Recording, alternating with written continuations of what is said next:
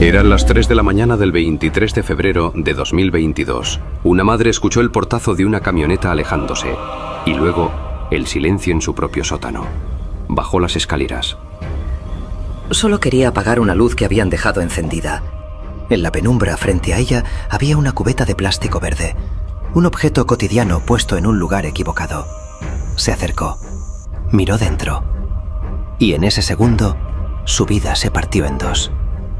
Lo que vio dentro de ese cubo no era un objeto, era la cabeza de su hijo. Temblando subió las escaleras y contactó a los servicios de emergencia. Su voz apenas era un hilo cuando dijo: Hay una cabeza en un cubo en mi sótano.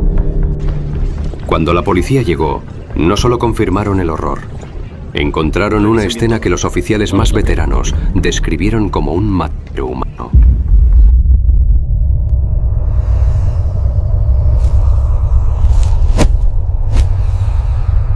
Antes de que esa casa en Green Bay se convirtiera en el epicentro de una pesadilla nacional, era solo el 805 de Stony Brook Lane.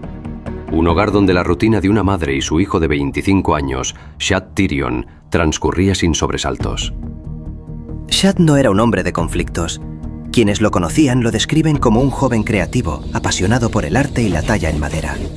Era alguien que encontraba refugio en su propio mundo, pasando horas en el sótano de la casa, un espacio que él mismo había convertido en su lugar seguro. Para su madre Sandra, el ruido de la actividad en la planta baja era el sonido de la normalidad. Shad era el tipo de persona que evitaba las confrontaciones. Era reservado, sí, pero tenía un corazón enorme. Su casa era su santuario. Nadie podía imaginar que ese santuario se convertiría en su trampa. La noche del 22 de febrero de 2022 no dio señales de alarma. No hubo gritos, ni vidrios rotos, ni llamadas de auxilio. Fue una noche de invierno común en Wisconsin. El frío calaba los huesos y el silencio lo cubría todo. Shad bajó al sótano como tantas otras veces. Su madre estaba en la planta de arriba, cada uno en su espacio, separados apenas por unos tablones de madera. Sin embargo, algo había cambiado en el aire. Sin que Sandra lo supiera, una presencia se había instalado en la casa. Alguien que no pertenecía a esa familia estaba allí abajo, compartiendo el espacio con Shad en una calma tensa que nadie en el vecindario logró detectar. Era una noche extremadamente silenciosa. No escuchamos música, ni peleas, ni coches extraños estacionados afuera. Nada. Ese es el problema. Cuando el horror es tan absoluto, a veces no hace ni un solo ruido. Las horas pasaron. El reloj marcó las 2, luego las 3 de la mañana. Shad no volvió a subir. Esa falta de movimiento empezó a generar una inquietud sorda. No era miedo aún, era esa intuición punzante de que el ritmo de la casa se había roto. No había sonidos de herramientas, ni pasos, ni el eco de una conversación. Solo un vacío que pesaba más que cualquier estruendo. Cuando el silencio se prolonga demasiado en una casa donde siempre hay vida, el corazón empieza a latir más rápido sin razón aparente. Es como si las paredes intentaran decirte algo que tu mente se niega a aceptar. Sandra finalmente decidió romper la inercia. Se acercó a la puerta del sótano. La luz seguía encendida por debajo de la rendija. Llamó a su hijo, pero no hubo respuesta. Sandra está a punto de descender hacia una verdad que no debería existir. Porque abajo, en la oscuridad, el tiempo se ha detenido y lo que la espera no es su hijo, sino el rastro de algo inhumano. ¿Quién entró en esa casa sin ser visto? ¿Y qué ocurrió en ese sótano mientras el resto del mundo dormía?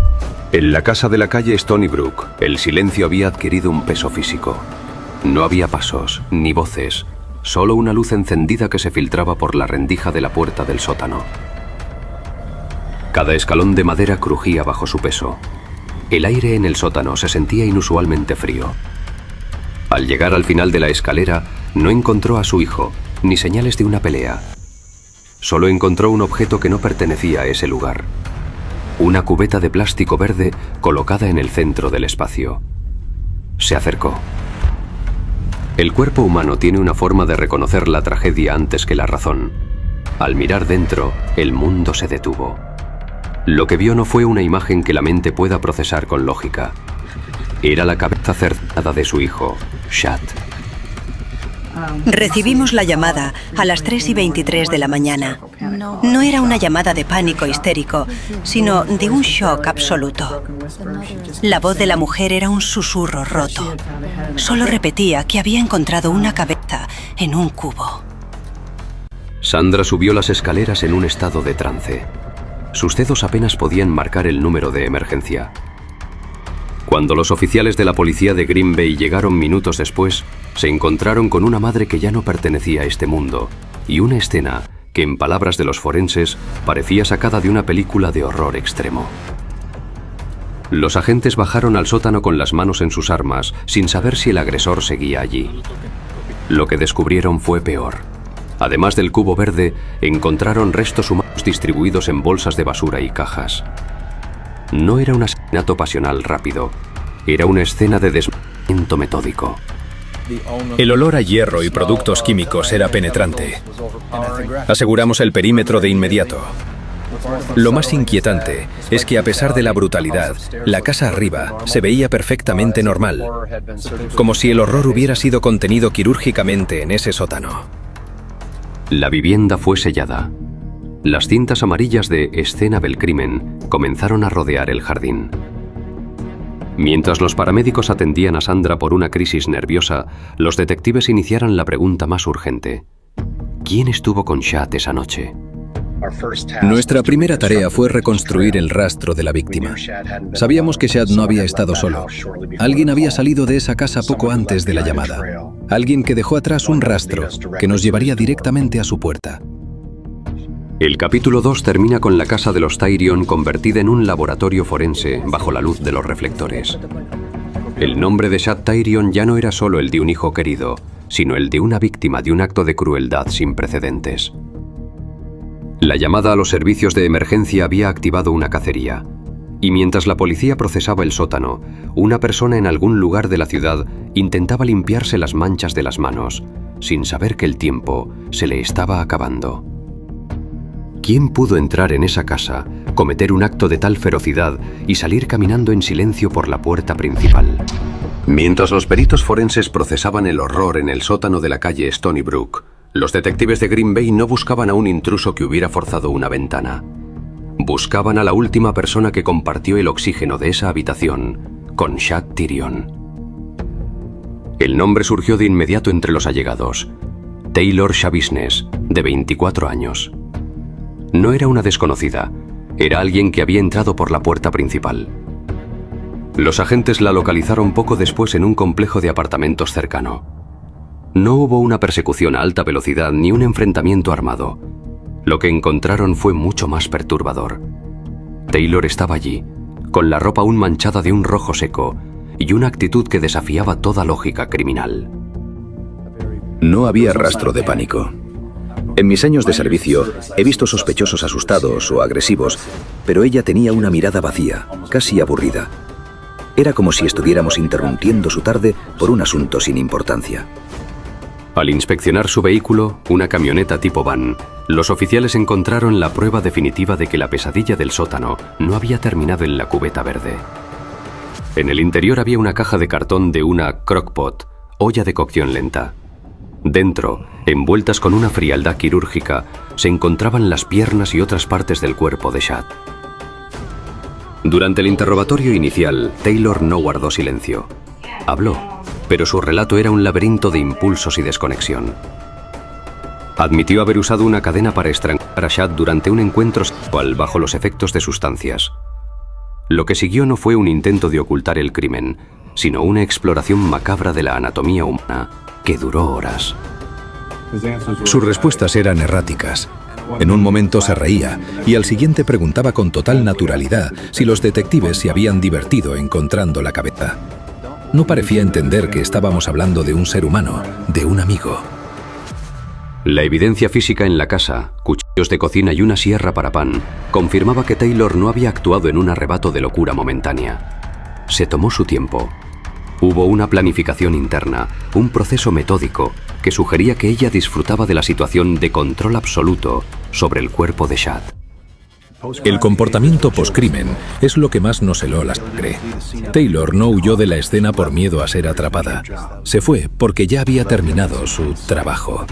Dejó la evidencia a plena vista, como si fuera un trofeo o una conclusión inevitable. Taylor fue procesada y puesta bajo una fianza de $2 millones. En ese momento, el caso dejó de ser una investigación por desaparición para convertirse en un estudio sobre la oscuridad de la psique humana. La pregunta sobre su salud mental comenzó a flotar en el expediente, pero su capacidad para detallar cada corte y cada minuto del crimen sugería algo mucho más siniestro que la simple locura. La persona que estuvo ahí no negó su presencia, no mostró remordimiento. ¿Qué ocurre cuando la violencia no nace del odio, sino de una curiosidad oscura que no conoce límites? ¿Tú dónde hiciste todo esto? En el sótano, ¿verdad? Sí. ¿Haces algo en particular con la cabeza o el cuerpo? ¿Qué haces con la sangre? Sigue ahí. Sigue ahí. Quiero decir, bueno, lo drené la cabeza en la ducha. Así que... El juicio contra Taylor Schabusiness comenzó en julio de 2023, bajo una atención mediática asfixiante. Taylor ingresó a la sala del Tribunal del Condado de Brown con una actitud que desafiaba cualquier protocolo judicial. Sonrisas fugaces, miradas perdidas y una frialdad que helaba a los presentes. La estrategia de la defensa fue absoluta. No culpable por razón de enfermedad o defecto mental. Sus abogados argumentaron que Taylor sufría de trastorno bipolar y psicosis inducida por sustancias, lo que la inhabilitaba para entender la criminalidad de sus actos. Pero la fiscalía tenía una contraparte demoledora: la meticulosidad del crimen. La locura no es organizada. Ella tomó decisiones, ocultó evidencia en una camioneta y dio detalles cronológicos exactos. Eso no es un brote psicótico, eso es conciencia del mal. El proceso alcanzó su punto de ruptura el 14 de febrero de 2023, durante una audiencia previa. En un estallido de violencia repentina que se volvió viral, Taylor atacó a su propio abogado, Quinn Jolly, lanzándose sobre él y obligando a los oficiales de seguridad a someterla en el suelo. El juicio tuvo que ser pausado, pero el mensaje para el jurado fue ambiguo. ¿Era una mujer fuera de control o una manipuladora experta?